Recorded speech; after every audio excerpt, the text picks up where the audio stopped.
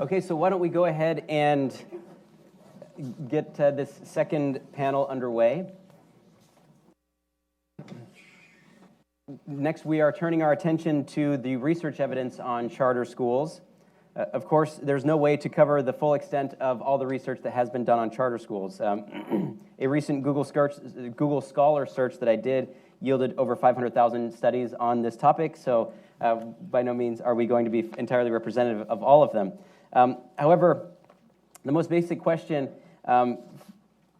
relating to charter schools, of course, is the proof of concept, and which is how do students actually perform on their academic outcomes compared with non-charter students. And now more recently, we've begun to look at, or begun to expand beyond that simple horse race question, and now we're beginning to think more in more nuanced ways about what practices are being done, what are the differences in terms of school finance, leadership, teacher staffing, those kinds of questions. And in this session, what we are going to try to do is do our best to examine the charter schools through this lens of research and talk about what we do know, what we don't know, and what we should be knowing about how to move forward with charter schools in the future. And so I am joined by three esteemed panelists here. The first, I'm going to introduce them one at a time. First, on my far left is Doug Harris. Doug Harris is a professor of economics and the Schleider Foundation Chair in Public Education at Tulane University. And he also he is the director of the Education Research Alliance for New Orleans, which is affiliated with Tulane as well.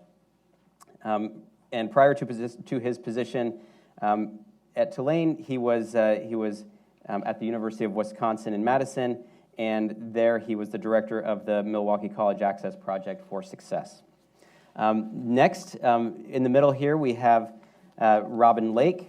Robin Lake is the director of the Center on Reinventing Public Education and an affiliate faculty at the School of Interdisciplinary Arts and Sciences at the University of Washington, Bothell.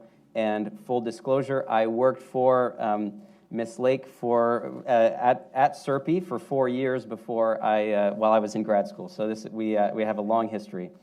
And then finally here on my immediate left is Rick Collenberg. Rick Collenberg is a senior fellow at the Century Foundation and has been called the intellectual father of the economic integration movement in K-12 schooling, and arguably the nation's chief proponent of class-based affirmative action in higher education admissions.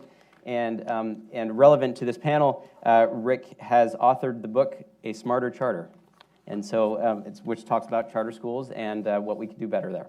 So with those introductions, why don't we go ahead and jump into the conversation. First, I'm going to turn to you, Doug.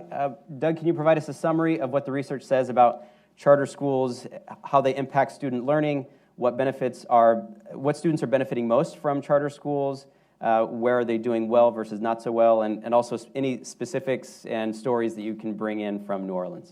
Okay, thanks, Mike, and thanks for having me. So I think we can see from the first panel that charter schools are continuing to grow, and I think this is a really important session because I think it shows that charter schooling is not a passing fad the way a lot of education policies are.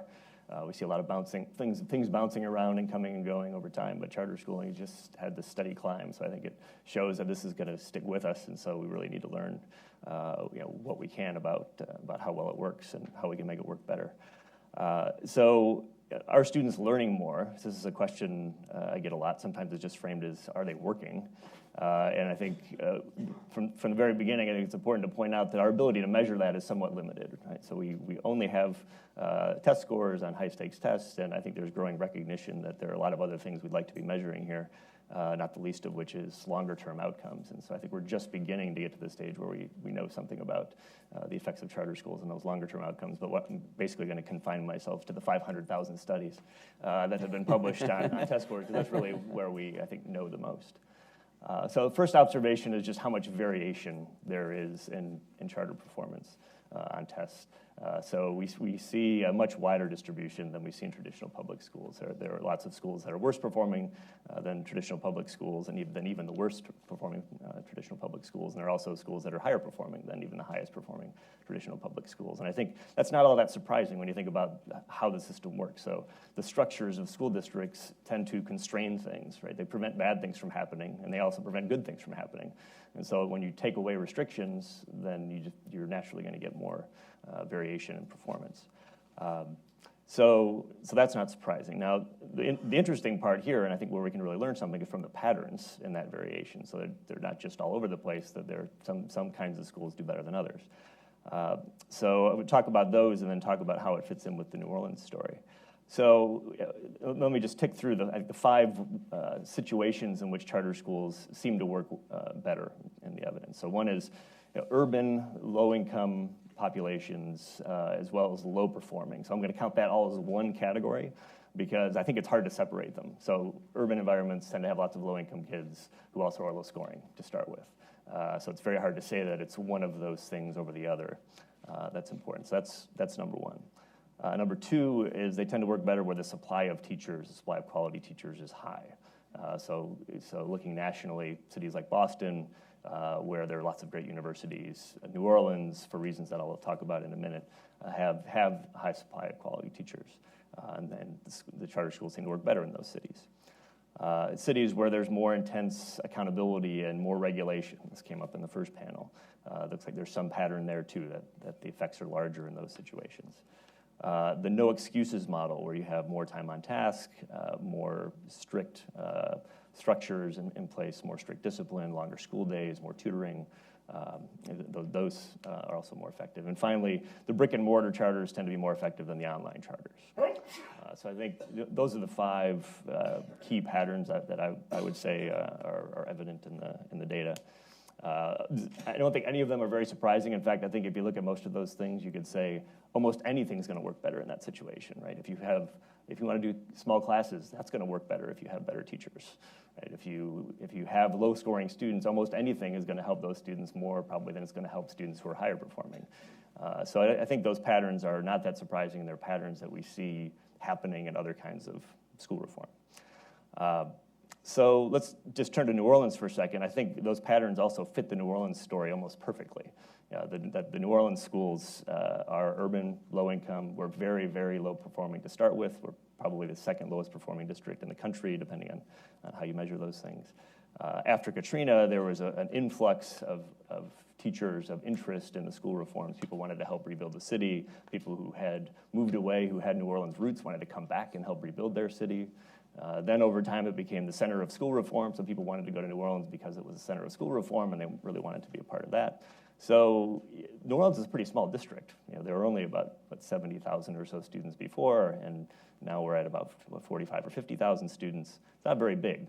So when you have that much national interest, you have a pretty ample supply of educators to build this new system. So not just teachers, but CMO leaders and people running the new nonprofit organizations. There's an entirely different set of structures running the system in New Orleans. It's not just charter schools, but we don't have time to go into all that. Lots of the schools are running off of a no excuses model. Not all of them. There's actually much more variety in New Orleans than people usually talk about. But a lot of them are. Some of them are KIPP, and some of them are cousins of KIPP, you might say. And they're all brick and mortar. So you look at those 5 patterns nationally, and you look at New Orleans. Here was a city ripe for charter reform or ripe for almost any kind of aggressive reform. So I think that largely explains the pattern. I think those patterns really fit well together and help us understand what's happening. Now, the flip side of that is it means that this is not probably going to work everywhere and under all circumstances. So you look at other cities. Baton Rouge, which is just an hour down the road, they're trying to do something similar. They're operating through the same recovery school district, the state agency that is governing most of the schools in New Orleans. They struggle mightily to get teachers and educators to go there. It's only an hour away, but it's Baton Rouge. Different situation than in New Orleans. Detroit, another situation. They don't have a lot of universities in Detroit that are of the highest caliber, and there's just not as much interest in people going into Detroit, I think, as there are in New Orleans. So, so I think when you think about what's going on in other cities, it's not going to work everywhere. It worked really well in New Orleans. I didn't talk about the effects in New Orleans. The effects were really big, largest effects I've ever seen for anything before, 0.2 to 0.4 standard deviations, 8 to 15 percentile point gains of the whole system. So this isn't just a school that's doing really well. That's the whole system compared to the pre-Katrina situation. So it worked really, really well there. I don't think other cities can expect to see the same kinds of results, or not just cities, but if you're thinking about rural areas and suburban areas, probably not going to be the same. Let me just conclude on this question of equity that started to come up in the last panel, that I hope pervades the rest of the meeting, because I think it's a really important topic. If you think about charter reform as market-based reform, markets are not designed for equity; they're designed for efficiency. That's what markets are good at. I think that's a big part of the reason why the accountability and the regulation becomes a really important factor in making the system work for everybody. And even in New Orleans, where I think the accountability and the regulation is pretty intense, you actually don't, we see lots of signs of inequity even operating there. So even though people of color and low-income students did improve, in fact, the vast majority of the students are in those categories, so that almost has to be the case since the district improved so much. We do see that higher income students and white students benefited more in terms of test score gains when we look at it that way. When we look at mobility patterns, we see students on average leaving low-performing schools, but the lower-performing students are less likely to move to a higher-performing school. So you start to see these patterns that make you wonder how the market's actually going to work for students who are most disadvantaged. So even though I want to be really clear that the New Orleans system did help disadvantaged students, clearly, when you look at the data, it is going to create this maybe pulling apart within the system that we have to be paying attention to. Great, thank you, Doug. Next, let me go to Robin. Robin, your center is known for its work focusing on charter schools and on portfolio school management in school districts. What does the research say about the importance of oversight and governance in the charter space, and what else do we need to know about the management, about how to improve the management of charter schools? Great. Well, thank you, Mike. Morning, everybody, and thanks to Brookings for pulling us all together to sort of take stock at 25 years. It's a great opportunity. So our center has always been interested in charter schools primarily on this question of oversight, what do we call it, regulation, authorizing, et cetera, because what charter schooling does, in addition to the choice aspects and the empowerment and the autonomy and innovation side, is really set up a new role for government. It asks government to stop trying to run its schools directly, stop regulating for inputs and sort of bean counting kinds of modes, and move into the mode of managing performance agreements in a thoughtful and productive way. That's a huge challenge for districts and charter authorizers alike. So in some ways, authorizing is really the defining feature and governance of charter schooling and separates it from vouchers and all those other pieces. And I'll just say that when I think about regulation, I maybe want to add one layer of nuance to the idea that regulation is about just closing schools or doing more regulating is necessarily going to lead to more quality. I think that the challenge for charter schooling has been on a set of really difficult tasks, on selecting folks who are going to be effective at running schools. It's kind of hard to know who's going to be effective at that. Monitoring in a way that doesn't squash down the autonomies that can make schools really effective, and then making very, very tough decisions, live or die decisions about whether a school should or shouldn't continue. As Howard will point out again and again, in a very, very political environment. So this is a really, really tough task. I think for me, when I look across the charter movement over the last 25 years, it's really great to see the evolution in how charter authorizers have evolved in this work. I remember one of the first studies I did in the late 90s on charter schools was a federal study on charter school accountability. And I went across the country and I talked to a lot of authorizers about how they saw their role, what they were looking for, how they were going to hold schools accountable. And honestly, it was very depressing. Most of the response that I got was, well, as long as they stay out of the newspapers, well, as long as they don't have a fiscal breakdown, well, the parents will hold them accountable. There was almost no conception of performance management in what I heard. And fast forward 25 years, we've come a very, very long way. I think thanks to NACSA, National Association of Charter Authorizers, that's been developing professional standards for authorizing, and some really stellar examples of folks who have set the bar very high in thoughtful authorizing. Point to Indianapolis, DC Public Schools, DC Public Charter School Board. So, some great examples out there. I think we're at the point now where it's a given from authorizers that it's not okay to just authorize a school for political reasons and let them grope around in the dark toward some instructional strategy. So we've come a long way on that front. And we're getting better at the political will to close down low-performing schools. I think that those models offer a lot for charter schooling, but also for districts and states as they think about new roles under ESSA, and as all of us grapple with what are the right ways to deal with turning around a low-performing school. When do you step in? When do you not? Among the great contributions from the charter movement are things like the Colorado growth model, which takes a pretty sophisticated approach to managing the question of how much growth versus how much proficiency. So a lot of good things. And then as a consummate worrier, I'll just maybe end with the things that I worry about or that we should be looking to in the future around governance and accountability and oversight. As much as I admire the professional judgments out there and the standards that folks like NACSA have set up, we don't have much of an empirical basis, really, in understanding what are the actions in governance and oversight that really, really matter, and which ones could we do away with to make life easier for charter schooling. I think there's been a huge amount of regulatory creep over the last 25 years, and a little bit of a tendency from authorizers to have what you might think of as a God complex. We can design this beautiful system by picking and choosing all the right folks, and so we need to grapple with that. Much as there are some great examples of charter authorizers, there are also too many terrible ones.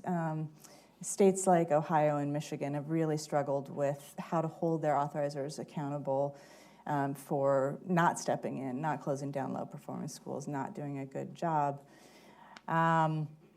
And so we've got a lot of work ahead of us. And then finally, I think, getting back to the equity questions, which we're all hoping to continue to harp on, I think the new frontier on charter school governance is really grappling with the really tough questions around when charters go to scale in a city, 25%, 50% in many cities, or 100%, how do you deal with these really tough questions around discipline policies and special education and backfill, whether charter schools are asked to take kids in the middle of the year or in different grade levels. And these are just really tough and are going to require much more sophisticated and thoughtful work than we've done in the past. Great. Thank you, Robin. Now I'm going to turn to Rick. Rick, you have written a book about charters and their practices. What do you feel about the strength of the research that's out there, and where should the research community focus more effort to learn about and from charter schools? So thank you for having me here, and it's great to be with you all. I think the fundamental issue is that there's a lot of great research out there on charter schools, but it's been focused on the wrong question. Right? Almost all the research, if you look at those 500,000 states, almost all of it's on the horse race. Who's doing better? Who's beating whom? Are charters doing better, or are traditional public schools doing better? when, to my mind, the much more important question is, what can we learn from charter schools for the traditional public school system? And as you mentioned, I wrote a book on this topic. I happen to bring a copy available on Amazon. I figured if Donald Trump can, sell steak in a presidential election, this is legitimate to hawk a book. But I was really struck when I was writing with my colleague Hallie Potter the Smarter Charter book that there was so little research on this bigger question of what we can learn. And that's problematic in my mind for two reasons. The first is that the leverage point that charters have is in this question of what lessons can be learned for the traditional public schools. Given that 6% of students are in charter schools and 94% of public school students are in traditional public schools, the big bang for the buck for charter schools is what lessons can be transferred, and there's so little research on that. There are some exceptions to this. Roland Fryer has some important research looking at effective charter schools and whether some of the lessons can be used in traditional public schools. He has a study in Texas that looks at that, but the vast majority doesn't go to that topic. And that's really important because I wrote a biography of Al Shanker, the teacher union leader who really popularized charter schools and got them going a little more than 25 years ago. And his whole point was, here are laboratories where we can have teachers unleashed to try new things and come up with better ways of educating kids. And so it was a cooperative model. It was one where then these lessons would be shared. And we moved away from that very quickly. So, folks like Checker Finn, who's now president emeritus of the Fordham Foundation, was initially skeptical of Shanker's early charter school vision. And then the two flipped, where Shanker became concerned about the charter school movement as we moved toward a more competitive model and not a cooperative one. The second big reason I'm concerned about the lack of research on what works in charter schools is that when there's a vacuum, bad ideas flow in, simplistic ideas, ideological ideas. And so you hear, for example, people looking at the success of schools like KIPP, the Knowledge is Power program, and they look on the surface and they say, well, what's different about KIPP? Well, it's not unionized, and yet it seems to do really well with kids in a segregated environment, right? KIPP will talk about the fact that 95% of students are students of color and low-income students. And as Howard Fuller mentioned earlier, one of the great things about KIPP and the charter school movement is it put the lie to the idea that poor kids can't learn. But it then propagated some of these myths. So Davis Guggenheim, who was the director of Waiting for Superman, you may remember from a few years ago, looked at schools like KIPP and said, we've cracked the code, right? We have the answer. And his answer was, segregation doesn't really matter that much, and teachers' unions, if they're moved out of the way, we can do amazing things. Well, that's of concern for me for a couple of reasons. One is some of the KIPP schools are unionized. There's some in Baltimore that are unionized, and they're doing pretty well. So maybe that's not the key issue. And also in terms of the question of segregation, when one looks closer, we know that peers appear to matter a great deal in KIPP schools. So if you think about parents going to a KIPP open house and hearing about the program that's being offered, and the kids are there and they hear, well, you're going to have to work a lot harder in this school, and you're going to have to work on Saturdays, and maybe that's not appealing to a lot of kids. And one set of parents will say, okay, we don't have to send you there. And then there might be another set of parents who say, your education is the most important thing. you're going to the school whether you like it or not. And then you have in that school low-income students who are surrounded by peers who are also from those particularly motivated families. And so maybe the lesson from KIPP is the opposite of that segregation is okay. Maybe it's that if you give low-income kids the right peer environment with supportive parents, then great things can happen. So that's my big concern, is that we have this horse race research, but very little understanding of why programs like KIPP are successful. And when we don't have good research in that area, then the ideologues fill the space. Mm-hmm. Okay, great. Thank you, Rick. Maybe just to piggyback on Rick's comments, and maybe I'll direct them towards Doug and Robin. So Rick was talking about charter schools as laboratories of education, but yet we're not necessarily seeing those lessons learned.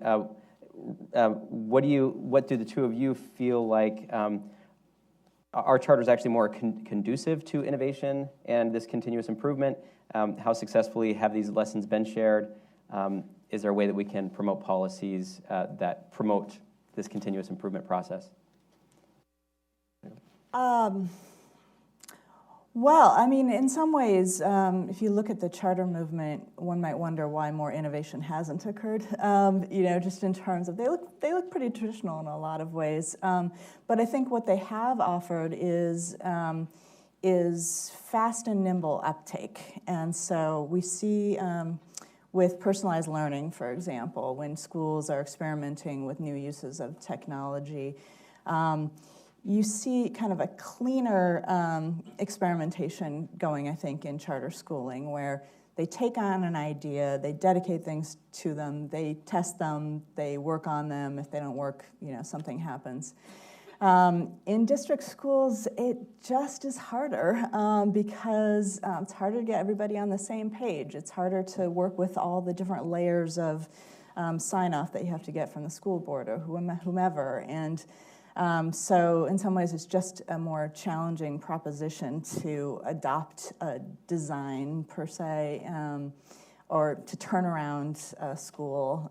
It's just a messier process. But, in terms of policies, our center does a lot of work on looking at charter district collaboration. We've been following an initiative that the Gates Foundation has to promote collaboration through grants and agreements. And watching that, it's clear that there's a lot more going on out there on kind of comparing notes, looking at opportunities to innovate together than we're really talking about, maybe. And the things that help move that along are, first, as Nina mentioned, leadership, district leadership and charter leadership to come to the table and talk about, okay, where do we have common struggles where we need to find a new solution. In Denver, that was around special education. Has to be kind of a clear problem that everybody works on together to innovate together. And then state policies that encourage folks to share test scores if they're collaborating and finding new solutions to things, or share facilities if that's a good opportunity to innovate and come together. So, I think we're moving there. It's, Howard would, if he were still in the room, would remind us, let's not forget this is war, that there is a war mentality. So overcoming that to get to the clean sort of what works, how can we do it better across district and charter sectors is just a challenging prospect. Okay, great. So I think there are probably three reasons why there hasn't been as much progress on Rick's concern. One is that there hasn't been as much actual innovation as maybe the original charter folks hoped. Partly, I think John made the point in the first panel about this. He was right on that when you have intense test-based accountability, it really restricts what you can do and to what degree you can innovate, because you have to put so many of your resources towards the same end. There are only so many ways to make test scores go up. So I think that really restricts what they can do. I do think that the innovation, to the extent that there has been, is really more at the operational level. That's really where things are different around, especially kind of the human capital strategies and personnel policies and evaluation and compensation and so on. They do operate differently in that respect. I'm not sure I'd call it innovation because I think you could find other kinds of schools doing the same thing, but it's not instructional innovation. So I think the distinction between the instructional and the operational side is important. So that's all one thing, right? So that there's less innovation, but there's some innovation. So there's clearly some schools doing new things. But then in those situations, you have two other problems. One is, actually three. One is what Robin mentioned, that it's a competitive environment. So they might learn themselves what's going on, but it may be hard to extend that to others. The second is they're often small schools or small networks where it's hard for them to really study, right? So they don't have as much of the research and evaluation capacity as a large district might have, or the ability to work with Mathematica or some evaluation shop to do a rigorous evaluation. And the third reason is related to this competitiveness aspect, which is they tend to be more close to the vest about what they're doing and data sharing and so on. So it's hard even if you're an evaluator who wants to go in and see and test something that's working, it's hard to get in there because the natural reaction is to say, well, we don't want any bad news, and we want to make sure we'll just keep it to ourselves. Maybe it's because of the competitors. Maybe it's because of some of it's on the research side. The researchers are not always, frankly, the most helpful collaborators sometimes too, because it can take years to get the study done, and then it's hard to understand the way we write things and all those kinds of reasons too. So I think there are lots of reasons why we don't know as much as we ought to. Can I say one more thing on that? Sure. I think that the tendency is in many cities to look at something that's happening in a charter or a district school and focus on that one thing. So in Boston, there was an initiative for charters and districts to collaborate around educating Black and brown boys. And there had been some successes in charters that they wanted to work on and develop. And the difficulty in that is that the approach that the schools are taking is so organizationally intertwined, where professional development feeds into the effort, how finances are arranged in the schools, perhaps salaries, the behavioral expectations for kids, the norms, the reinforcements. It's so hard to take one piece out of what works and try to transfer that piece. And so that's always the challenge on imitation replication. Yeah. I have one Okay. thing here. Go ahead. The radically different labor management relations, I think, plays into the difficulty of transferring lessons as well. I mean, so 7% of charter schools provide collective bargaining rights for teachers, whereas in the traditional public sector, throughout most of the nation, we have collective bargaining rights. And Steve Barr, who's founded the Green Dot, the highly successful Green Dot charter schools, specifically wanted them to be unionized because then it could be a source of what he called, research and development for the traditional public sector. Because otherwise, people on both sides of this equation can write off the transferability of lessons and say, well, that won't work here because we have a different labor management relationship. And so I think that's been an impediment. And again, it's a huge deviation from what Al Shanker originally visioned. He wanted the charter schools not only to be unionized, but be a place where teachers would have more voice, not less, in the system. Great. And what does, can you give me a brief summary of what you would characterize as what the research says about the fact that most charters are not unionized in explaining charter school efficacy? I mean, my sense is that overall we've seen some positive results in charter schools, probably closely connected with the idea that you have particularly motivated families who are participating. But they could do much, much better if they gave teachers real voice in the system. So that was the original notion. Teachers have a lot of good ideas. They may not have the freedom completely to implement them in traditional schools, and so you would allow charter schools that flexibility. But if teachers had more voice in the charter school sector, in fact, then we'd see lower turnover rates, Right now, the charter school sector has a substantially higher rate of turnover among teachers.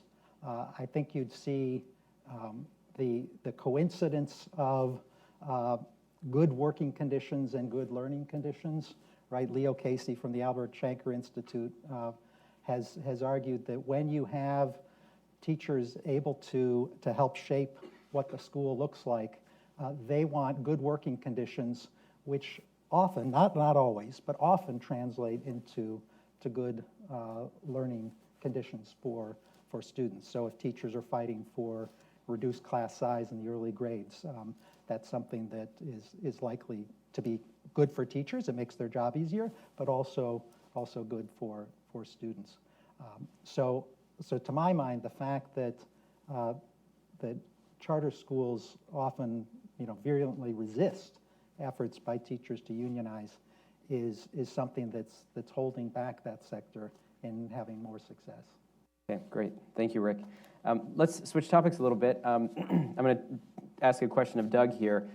Charters are supposed to break the link between a student's address and their schooling options, which in theory could lead to more integrated schools and communities. Can you provide any comment about the effect of school choice on integration, both at the school level and also at the community level? And should we actually be paying more attention to this, to what's happening there? Yeah, we have a study ongoing on this, and I can give you sort of the basics of what we're finding. Basically, the district was extremely segregated to start with on every dimension.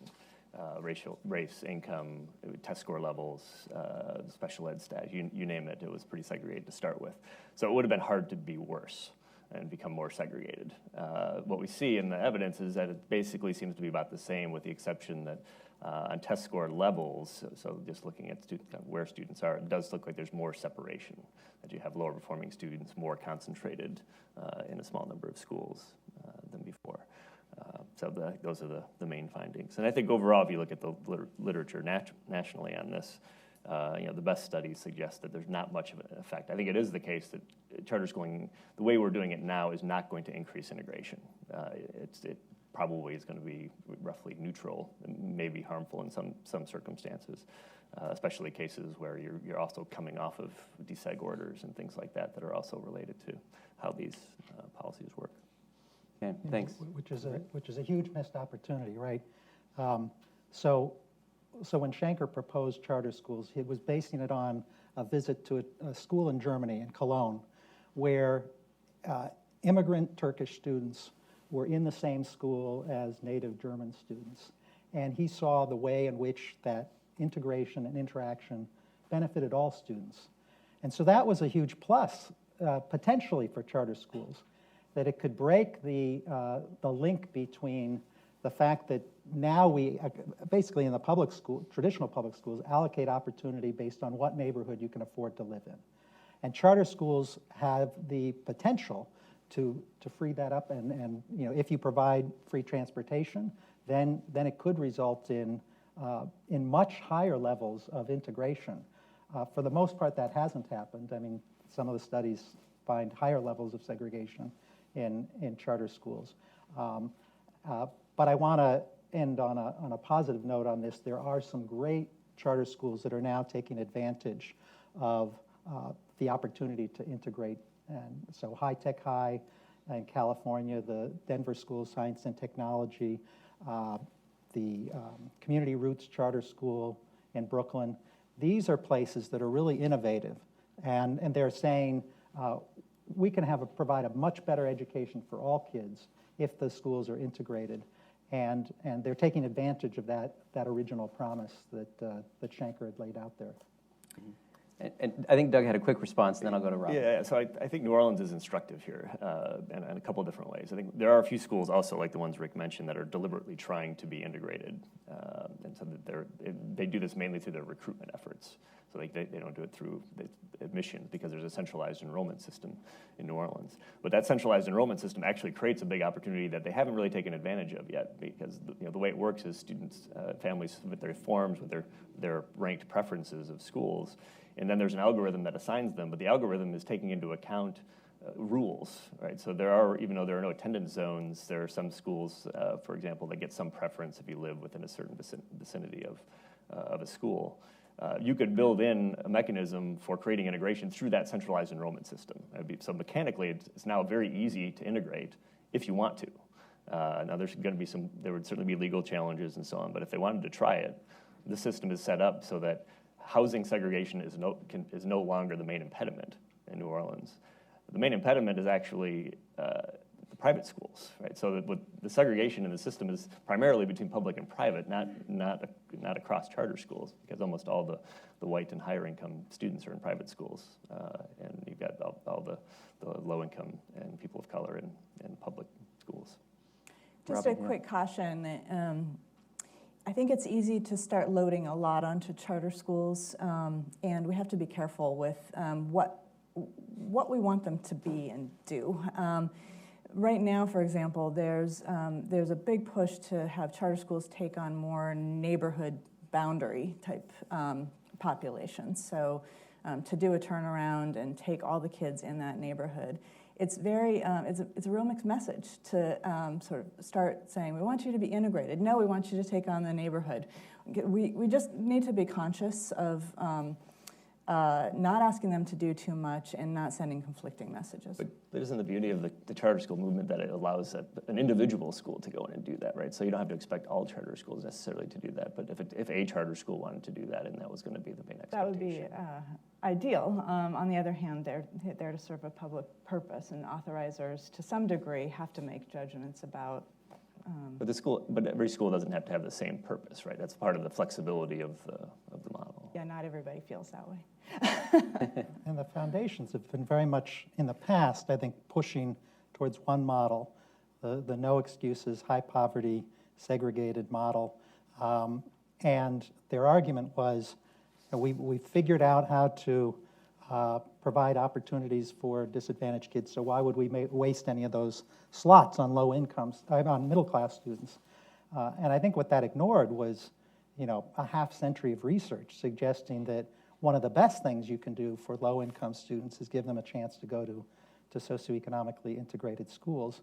And now we're seeing more charter schools doing that. I mean, there's a new coalition of diverse charter schools that I think should be encouraged and is tapping into that research base. I agree with you, Robin. I mean, the idea that you're going to force charter schools to take neighborhood school kids. I mean, another way of saying is we want you to be at least as segregated as the traditional public schools.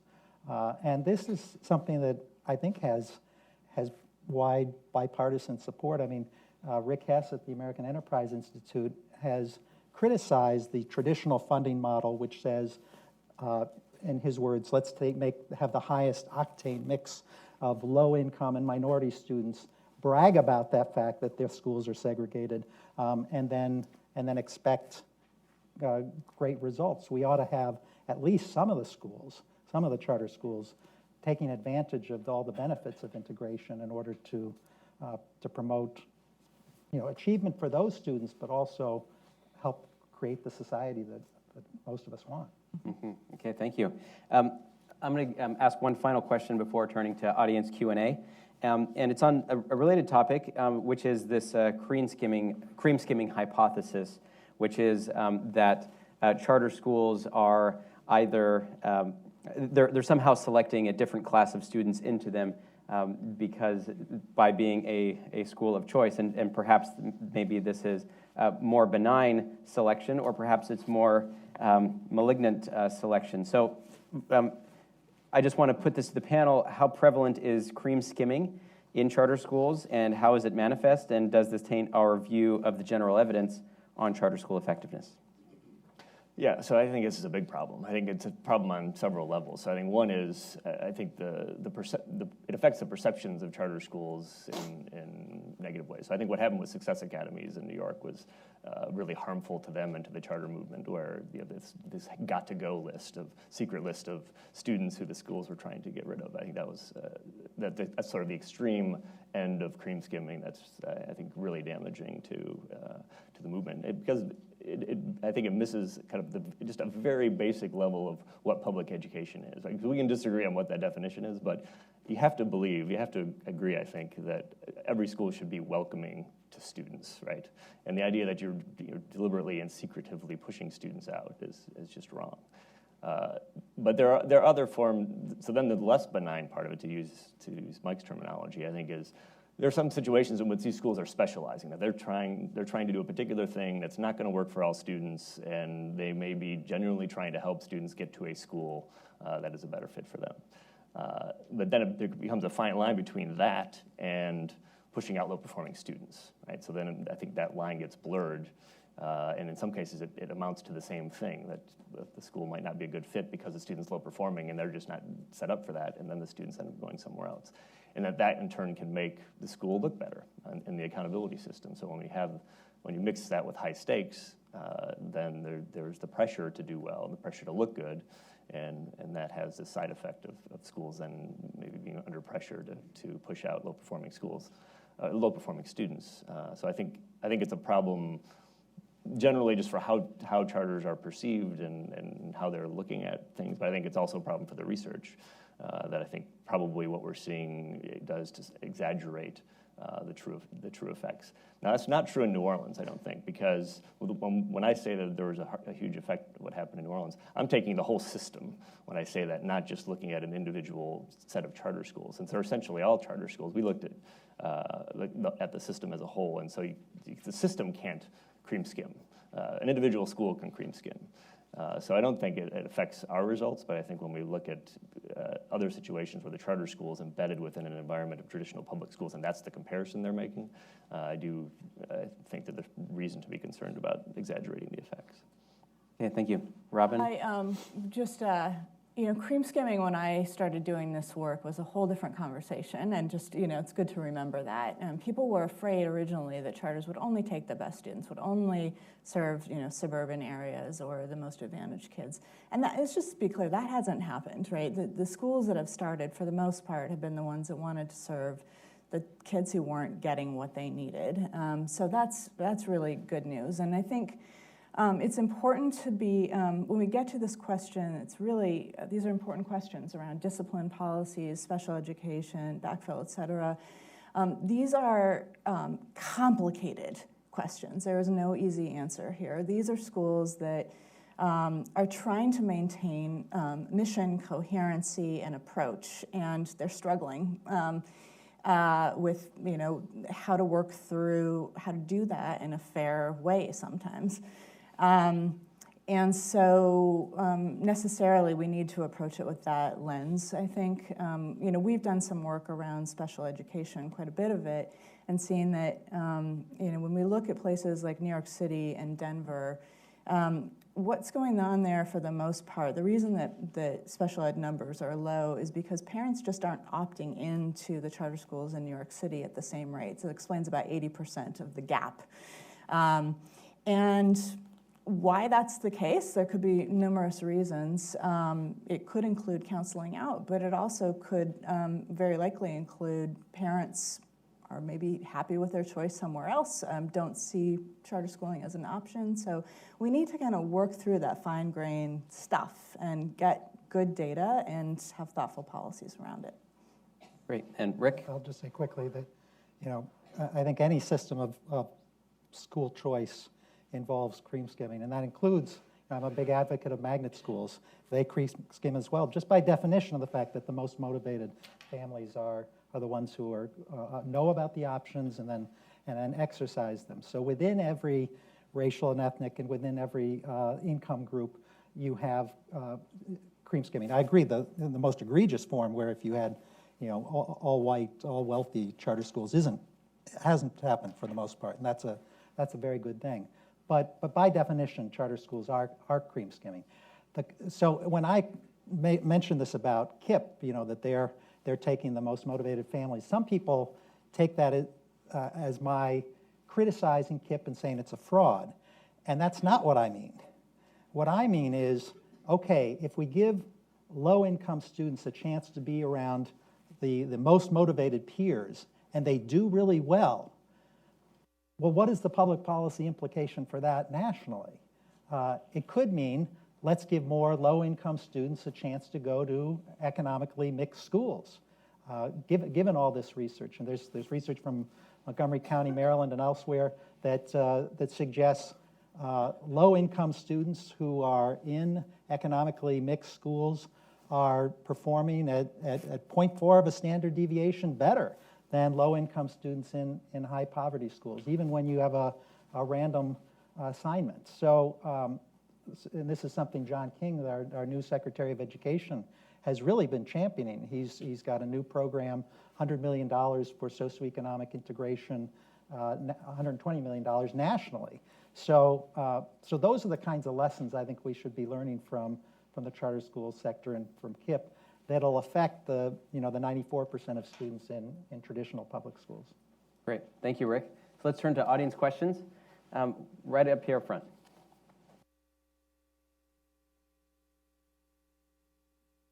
Good morning. Leaving aside New Orleans, which is sort of a unique, catastrophic circumstance, and Dr. Fuller talked about the political power of people sitting at the table in terms of charter schools.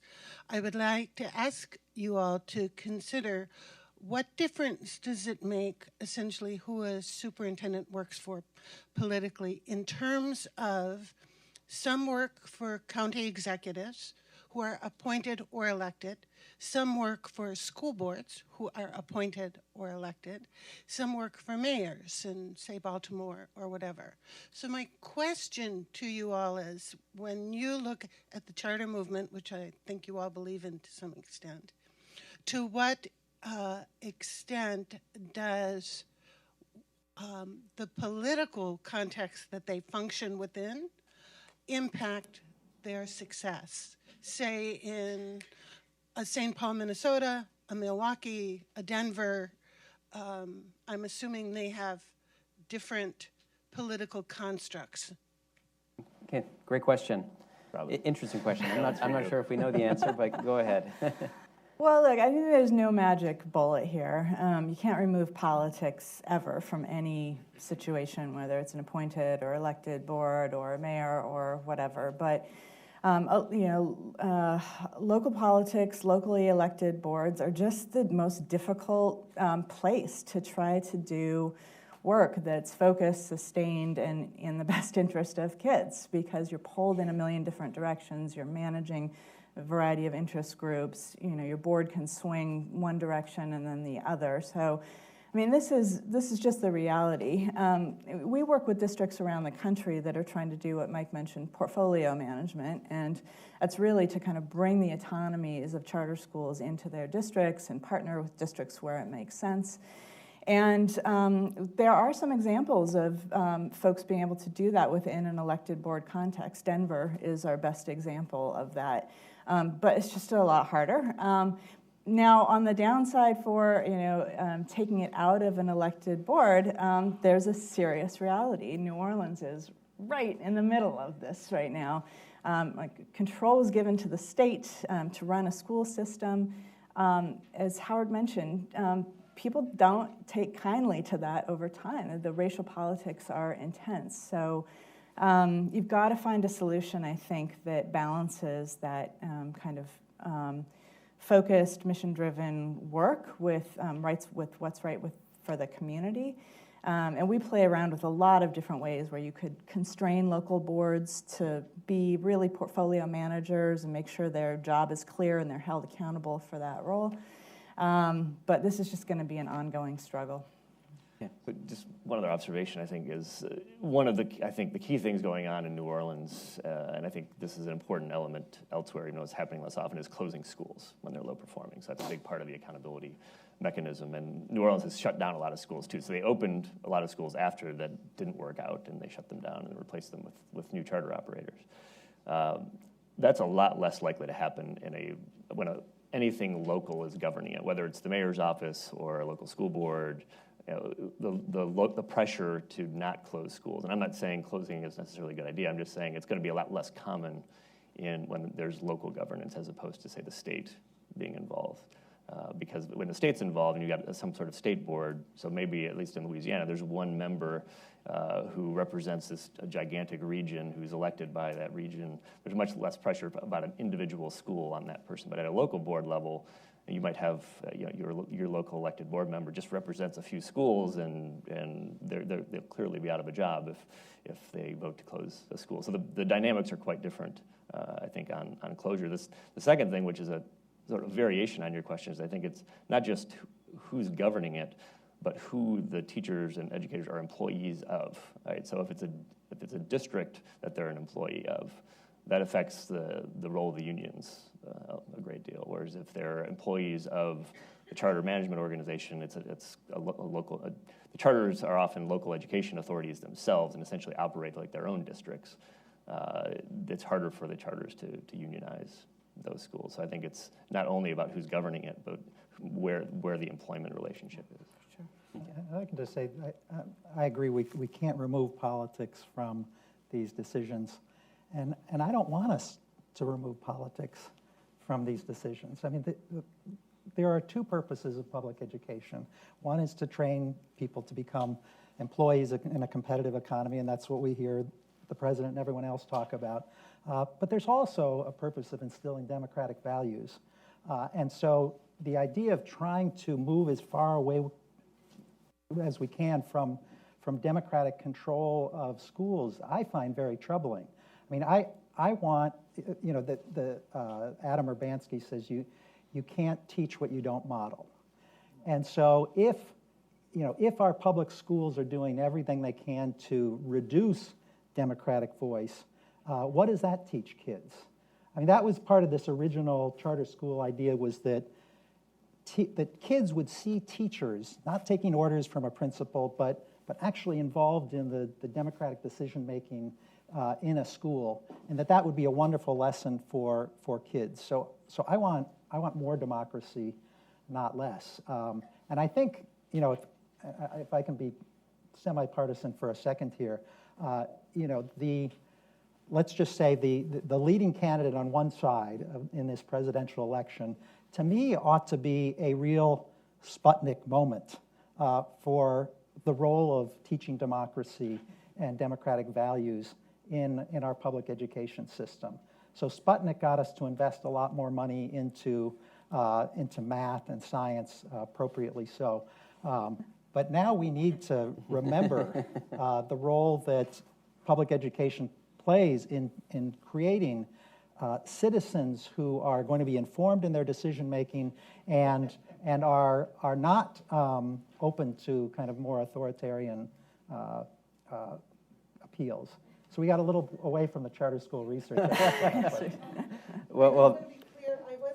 I was trying to ask if there was a political concept that was